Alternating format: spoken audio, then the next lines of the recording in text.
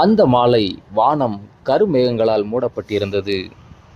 பள்ளி மணி அடித்தவுடன் மாணவர்கள் அனைவரும் வீட்டிற்கு புறப்பட்டனர்.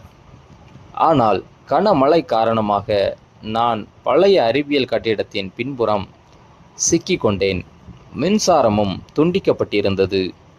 சுற்றிலும் அமைதி, மனதில் சிறிய பதற்றம்.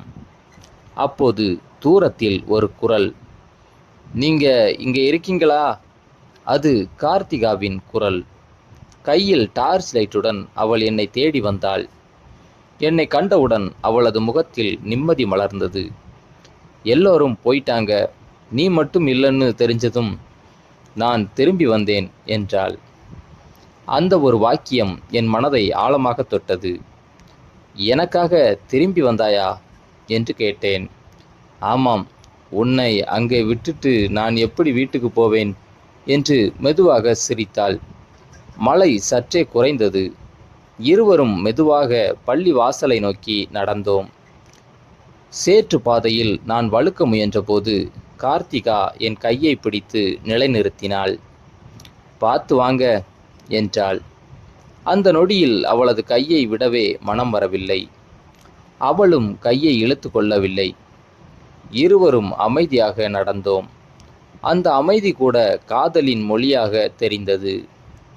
வாசல் அருகே வந்து நின்றபோது அவள் என் முகத்தை பார்த்து, "இனிமேல் தனியா எங்கேயும் போகாதீங்க" என்றாள். நான் சிரித்தேன். "நீ கூட வந்தா எங்கேயும் போக தயார்." அவள் வெட்கத்தில் தலை குனிந்தாள். அடுத்த நாள் பள்ளியில் அவள் வழக்கம் போல தோழிகளுடன் இருந்தாலும் அவளது பார்வை என்னை தேடிக்கொண்டே இருந்தது. நானும் வகுப்பறை ஜன்னல் வழியாக அவளை பார்த்தபடி சிரித்தேன். மதிய உணவு நேரத்தில் கார்த்திகா என் அருகில் வந்து அமைதியாக அமர்ந்தாள். "நேற்று இரவு சரியா வீட்டுக்கு போய் சேர்ந்தீங்களா?" என்று கேட்டாள். "நீ வந்ததால் தான் பாதுகாப்பாக வீட்டுக்கு போனேன்." அவள் சிரித்தாள். "அப்படின்னா இனிமேலும் உங்க பாதுகாப்புக்கு நான் பொறுப்பா? அது உனக்கு சம்மதமா?" அவள் பதில் சொல்லவில்லை. ஆனால் அவளது புன்னகையே பதிலாக இருந்தது. அந்த நாளிலிருந்து பள்ளி வளாகத்தில் ஒவ்வொரு காலையும் ஒவ்வொரு மாலையும் இருவரும் சேர்ந்து நடக்கும் சில நிமிடங்கள் அவர்களின் நாளின் மிக அழகான தருணமாக மாறின. நாட்கள் நகர்ந்தன. ஆனால் கார்த்திகாவும் நானும் ஒருவரையொருவர் பார்க்காமல் ஒரு நாளை கூட கழிக்க முடியாத நிலை வந்தது.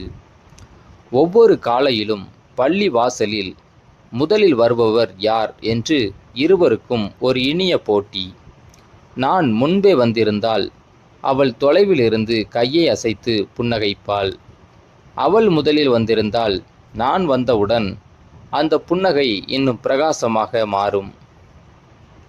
ஒரு மாலை பள்ளி நூலகம் மூடப்பட்ட பிறகும் இருவரும் வளாகத்தில் மெதுவாக நடந்து கொண்டிருந்தோம்.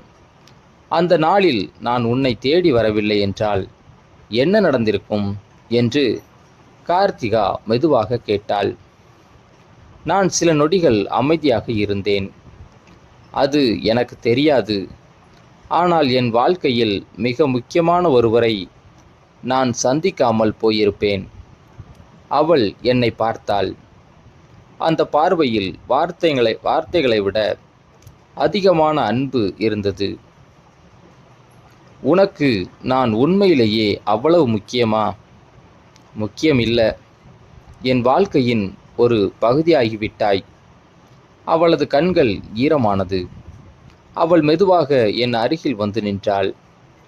"நீ சிரிக்கும்போது எனக்கும் காரணமே இல்லாமல் சிரிப்பு வருகிறது" என்றாள். நான் சிரித்தேன்.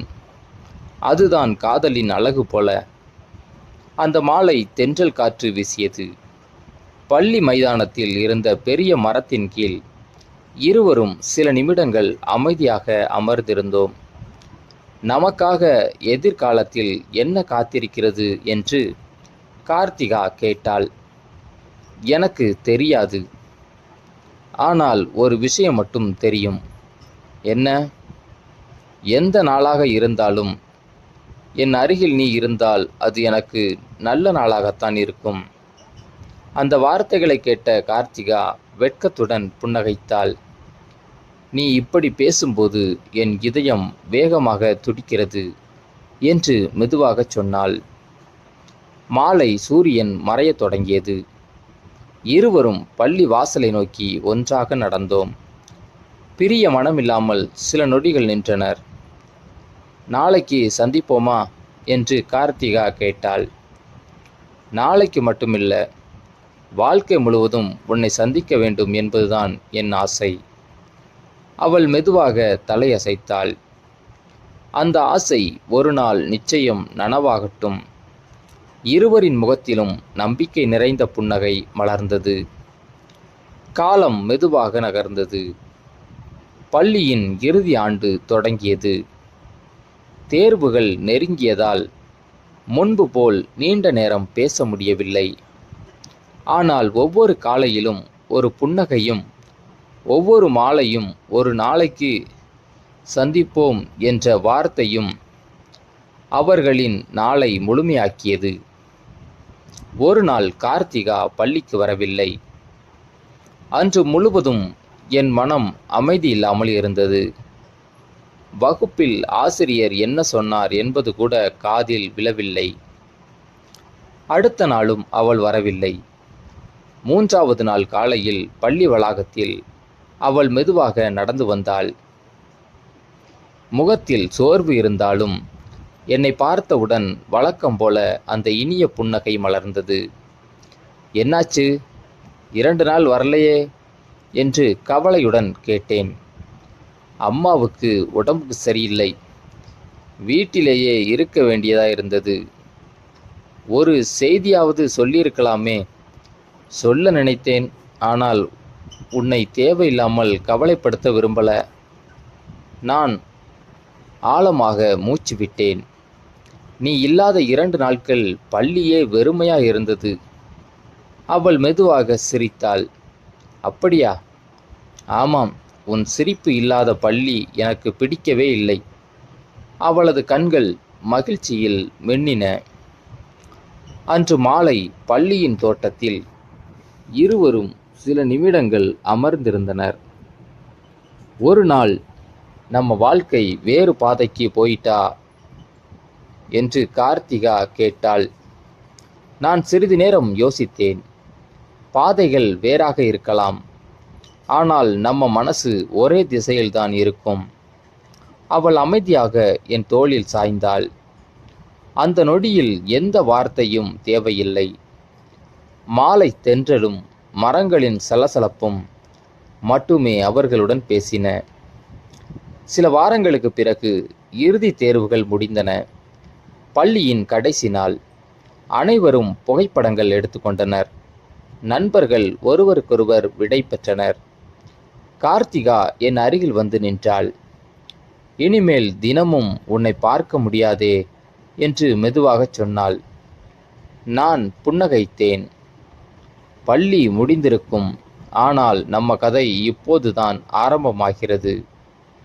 அவள் அந்த வார்த்தைகளை மனதில் பதித்து கொண்டாள். இருவரும் பள்ளி வாசலை கடைசியாக ஒன்றாக கடந்து வெளியே நடந்தனர். அவர்கள் பின்னால் விட்டு சென்றது ஒரு பள்ளி மட்டுமல்ல, அவர்களின் காதல் மலர்ந்த இனிய நினைவுகளும். பள்ளி முடிந்து சில மாதங்கள் கடந்தன. கல்லூரி வாழ்க்கை இருவரையும் வெவ்வேறு நகரங்களுக்கு அழைத்துச் சென்றது. தினமும் சந்தித்த இருவரும் இப்போது தொலைபேசி அழைப்புகளிலும் நீண்ட செய்திகளிலும் நினைவுகளிலும் ஒருவரையொருவர் சந்தித்தனர். ஒரு மாலை கார்த்திகா ஒரு செய்தி அனுப்பினாள். நாம் முதலில் சந்தித்த பள்ளிக்கு நாளை வர முடியுமா? அந்த செய்தியை பார்த்தவுடன் என் மனம் மகிழ்ச்சியில் துள்ளியது. மறுநாள் மாலை பள்ளி வளாகத்தின் முன் நின்றேன். சில நிமிடங்களில் கார்த்திகா வந்தாள். அவளை பார்த்த அந்த நொடி பள்ளி நாட்கள் அனைத்தும் மீண்டும் என் கண்முன் வந்தன. இத்தனை நாட்களுக்கு பிறகும் நீ மாறவே இல்லை என்றேன். அவள் சிரித்தாள். மாறியிருப்பது வயசு மட்டும். மனசு இன்னும் அதே பள்ளி மாணவிதான்.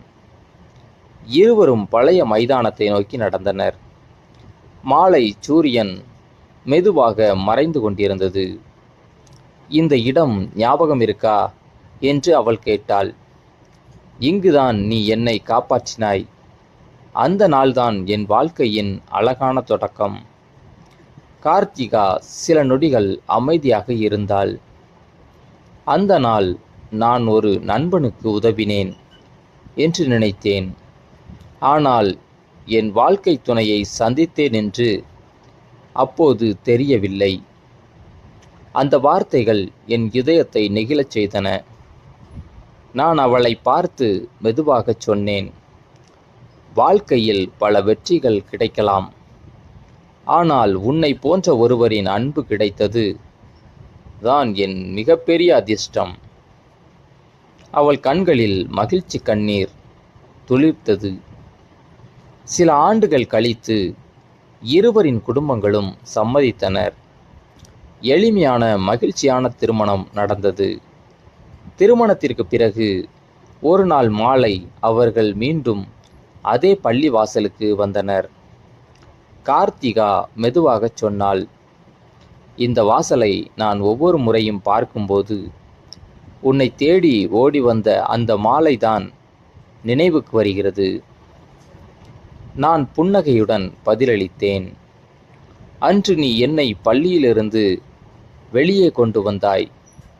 இன்று வரை என் வாழ்க்கையின் ஒவ்வொரு நாளிலும் என்னுடன் நடந்து கொண்டே இருக்கிறாய். அவள் என் கையை இறுக்கமாக பற்றி கொண்டாள். மாலை தென்றல் வீசியது. இருவரும் பள்ளி வளாகத்தை ஒரு முறை திரும்பி பார்த்தனர். அங்கே தொடங்கிய ஒரு சிறிய சந்திப்பு காலத்தை கடந்து வாழ்நாள் முழுவதும் நீடிக்கும் அன்பாக மலர்ந்திருந்தது. அந்த நாளிலிருந்து அவர்கள் இருவரும் ஒருவருக்கொருவர் துணையாக சிரிப்பிலும் சவால்களிலும் கனவுகளிலும் வாழ்ந்தனர். இந்த ஸ்டோரி உங்களுக்கு பிடிச்சிருந்தா லைக் பண்ணுங்கள், கமெண்ட் பண்ணுங்கள், நம்ம சேனலை மறக்காமல் சப்ஸ்கிரைப் பண்ணுங்கள்.